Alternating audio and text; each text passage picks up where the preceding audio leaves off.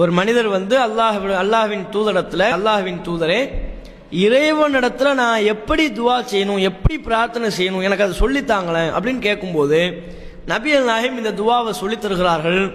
துவாவை சொல்லிக் கொடுப்பது மட்டுமல்ல, அதனால் கிடைக்கிற சிறப்பை இந்த செய்தியிலேயே நபிகள் நாயகம் குறிப்பிடுகிறார்கள்.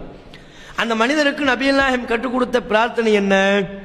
ரசூலுல்லாஹ் அந்த மனிதருக்கு சொல்றாங்க, நீ அல்லாஹ்ட்ட துவா கேட்கும்போது என்ன கேட்கணும்னா, அல்லாஹும்ம ஃபிர்லி வர்ஹம்னி வஆஃபினி வர்ஸுக்னி. 4 வாசகம். இந்த 4 வாசகம் இதைத்தான் ரசூலுல்லாஹ் சொல்லி கொடுக்குறாங்க. இந்த 4 வாசகங்களை கொண்ட இந்த துவாவின் பொருள் என்ன?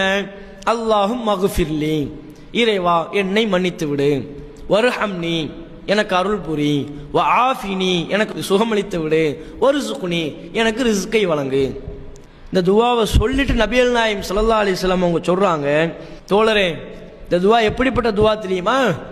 இந்த துனியாவையும் உனக்கு ஒன்றிணைத்து விடுகிறது, மறுமையையும் உனக்கு ஒன்றிணைத்து விடுகிறது. அப்படின்னா என்ன? துனியாவில் உனக்கு தேவையான விஷயம், மறுமையில தேவையான விஷயம், ரெண்டையும் சேர்த்து தந்துருதுப்பா உனக்கு.